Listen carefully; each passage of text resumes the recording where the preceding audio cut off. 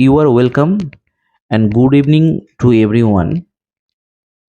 প্রাথমিকে শিক্ষক নিয়োগে বিরাট পর্যবেক্ষণ।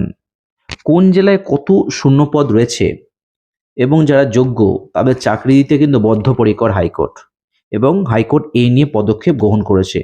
আগে বলে রাখি, 2024 যে লোকসভা ইলেকশন তার কিন্তু দিনক্ষণ ঘোষণা হয়ে গেছে এবং ভোট 19 এপ্রিল থেকে শুরু এবং জুন মাসে একদম রেজাল্ট। এই মধ্যে সমস্ত কাজ বন্ধ থাকলেও কিন্তু 2014 এবং 17 যে রিক্রুটমেন্ট চলছিল শেষের দিকে হয়ে গেছে, কিছুটা বাকি আছে, সেটা ভোটের পরে হবে এবং তারপর 2022-এর টেটের নিয়োগ সম্পন্ন শুরু হবে, এমনটাই কিন্তু আশা করা যাচ্ছে। এর মধ্যে কিন্তু একটা বড় খবর উঠে এলো কি, যে প্রাথমিকের শিক্ষক নিয়োগ সংক্রান্ত মামলা নিয়ে বড় খবর সামনে এলো। কোন জেলায় কত ফাঁকা পদ রয়েছে, কারণ ভ্যাকান্সি আমরা অনেকদিন ধরে আশা করছি যে 50,000 ভ্যাকান্সি পাওয়া যাবে, এমনটাই নাকি গৌতম পাল বলেছিলেন। সেই নিয়ে কিন্তু অনেক আন্দোলন চলছে এবং এর মধ্যে হাইকোর্ট জানতে চেয়েছে যে কোন জেলায় কতগুলো শূন্যপদ পড়ে রয়েছে। যোগ্যদের চাকরি দেওয়ার জন্য বড় পদক্ষেপ কলকাতা হাইকোর্টের। টেট সংক্রান্ত একটি মামলায় উল্লেখযোগ্য পর্যবেক্ষণ করল কলকাতা হাইকোর্ট। বিচারপতি রাজশেখর মান্থার 17 এপ্রিলের মধ্যে রাজ্য সরকারকে একটি রিপোর্ট জমা দেওয়ার নির্দেশ দিয়েছেন।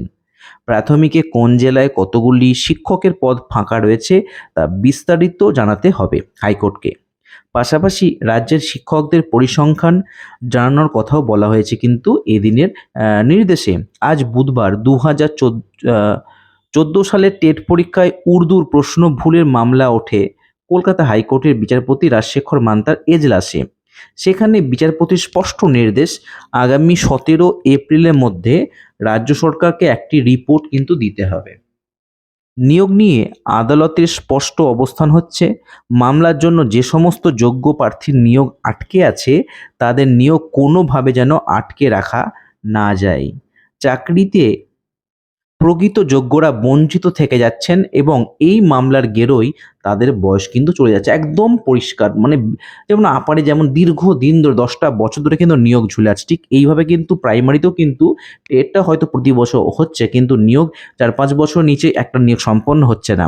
17 এপ্রিলের মধ্যে রাজ্য সরকারকে একটি রিপোর্ট দিয়ে জানাতে হবে প্রাথমিকের কোন জেলায় কত ফাঁকা পদ রয়েছে। একই সঙ্গে জানাতে হবে রাজ্যে বর্তমান শিক্ষকের সংখ্যা কত। আদালত নির্দেশ জানিয়েছে, কোনো সুপার নিউমেরারি পোস্টের হিসাব এই তালিকায় আনা যাবে না। প্রাথমিক শিক্ষা পর্ষদের ওই রিপোর্ট পাওয়ার পরেই আদালত তার পরবর্তী নির্দেশ দেবে।